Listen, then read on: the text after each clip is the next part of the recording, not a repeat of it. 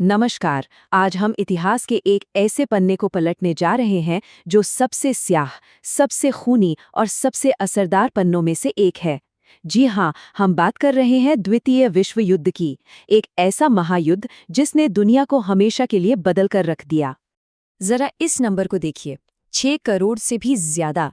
यकीन करना मुश्किल है ना? ये वो अनुमानित संख्या है जितने लोगों ने द्वितीय विश्व युद्ध में अपनी जान गंवाई थी। इसमें सैनिक भी थे और आम नागरिक भी। मतलब ये आंकड़ा हमें सिर्फ एक अंदाजा देता है कि वो तबाही कितनी बड़ी थी। तो सबसे बड़ा सवाल यही उठता है कि आखिर ऐसा हुआ क्यों? कौन सी वजहें थीं? कौन से हालात थे जिन्होंने पूरी दुनिया को इस भयानक जंग की आग में धकेल दिया? चलिए आज इसी सवाल का जवाब ढूंढते हैं। तो इस पूरी कहानी को समझने के लिए हमने इसे 5 हिस्सों में देखा है। हम शुरू करेंगे उन बीजों से जिनसे ये युद्ध पनपा। फिर देखेंगे कि आग की पहली चिंगारी कैसे भड़की, दुनिया कैसे 2 हिस्सों में बटी, इस महायुद्ध में भारत का क्या किरदार था, और आखिर में देखेंगे कि इस विनाश के बाद एक नई दुनिया कैसे बनी। तो शुरुआत करते हैं। देखिए, द्वितीय विश्व युद्ध कोई अचानक हुई घटना नहीं थी। नहीं, बिल्कुल नहीं। इसकी जड़ें असल में पहले विश्व युद्ध के बाद के अनसुलझे तनावों में छिपी थीं। पहले विश्व युद्ध को खत्म करने के लिए हुई थी वर्साई की संधि। कहने को तो ये एक शांति संधि थी जिसका मकसद था कि दोबारा ऐसा युद्ध न हो, पर हुआ ठीक इसका उल्टा। इसकी कुछ शर्तों ने ही अगले और भी बड़े युद्ध की जमीन तैयार कर दी। सोचिए जर्मनी पर क्या बीती होगी। इस संधि के तहत जर्मनी ने अपनी 13% जमीन खो दी, सारे उपनिवेश छीन लिए गए, सेना को बहुत छोटा कर दिया गया और ऊपर से युद्ध का भारी भरकम हर्जाना भी लाद दिया गया। इन सब ने मिलकर जर्मन लोगों के मन में अपमान और गुस्से की आग भर दी। और जब लोगों में इतना गुस्सा और बेबसी हो तो क्या होता है? ऐसे ही माहौल में इटली में मुसोलिनी और जर्मनी में हिटलर जैसे कट्टरपंथी नेताओं को उभरने का मौका मिलता है। उन्होंने लोगों के गुस्से को हवा दी, खोया हुआ सम्मान वापस दिलाने का वादा किया और इसी के दम पर वो सत्ता में आ गए। अब हम पहुंचते हैं 1930 के दशक में। माहौल एकदम गर्म हो चुका था। दुनिया एक ऐसे ज्वालामुखी पर बैठी थी जो कभी भी फट सकता था। एक के बाद एक ऐसी घटनाएं हुईं जिन्होंने दुनिया को युद्ध के मुहाने पर लाकर खड़ा कर दिया। ये एक पैटर्न था जिसे कोई रोक नहीं रहा था। 1935 में इटली ने इथियोपिया पर हमला किया, फिर स्पेन में गृहयुद्ध छिड़ गया। 1937 में जापान ने चीन पर आक्रमण कर दिया और फिर हिटलर ने ऑस्ट्रिया और चेकोस्लोवाकिया को एक-एक करके हड़प लिया।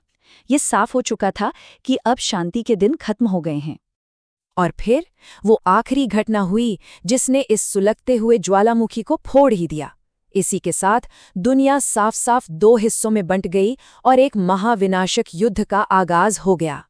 वो तारीख थी 1 सितंबर 1939, जब जर्मनी ने पोलैंड पर हमला कर दिया।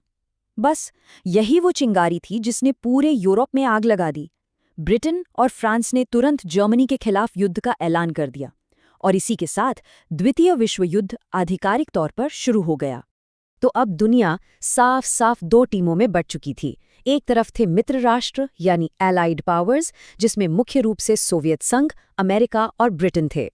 इनके नेता थे स्टालिन, रूजवेल्ट और चर्चिल।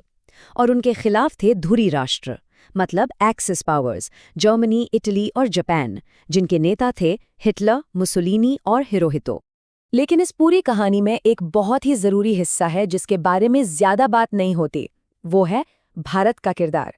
यूरोप से हजारों मील दूर होने के बावजूद भारत ने इस महायुद्ध में एक बहुत बड़ी और अहम भूमिका निभाई थी।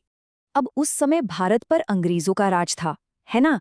तो जब ब्रिटेन युद्ध में कूदा तो भारत को भी जबरदस्ती इसमें शामिल कर लिया गया। ये एक ऐसा फैसला था जिसमें किसी भी भारतीय नेता से नहीं पूछा गया था, लेकिन इसका असर करोड़ों भारतीयों पर पड़ना तय था। और ये संख्या देखिए, 20 लाख से भी ज्यादा। इतने भारतीय सैनिक लड़े थे इस युद्ध में। ये उस समय दुनिया की सबसे बड़ी वॉलंटियर आर्मी थी। इन भारतीय सैनिकों ने यूरोप से लेकर अफ्रीका और एशिया तक हर मोर्चे पर मित्र राष्ट्रों के लिए अपनी जान की बाजी लगा दी। 6 लंबे भयानक साल। और जब ये युद्ध खत्म हुआ तो दुनिया पूरी तरह बदल चुकी थी। हर तरफ तबाही थी, शहर के शहर मलबे में तब्दील हो चुके थे। लेकिन उसी तबाही की राख से एक नई दुनिया भी जन्म ले रही थी। चलिए देखते हैं कि वो नई दुनिया कैसी थी। ये आंकड़े दिल दहला देने वाले हैं। करीब 2.5 करोड़ सैनिक मारे गए, लेकिन उनसे कई ज्यादा, लगभग 5 करोड़ आम लोग मारे गए थे। औरतें, बच्चे, बूढ़े। ये एक टोटल वॉर था। मतलब इसमें युद्ध के मैदान और घर में कोई फर्क नहीं बचा था। कोई भी कहीं भी सुरक्षित नहीं था।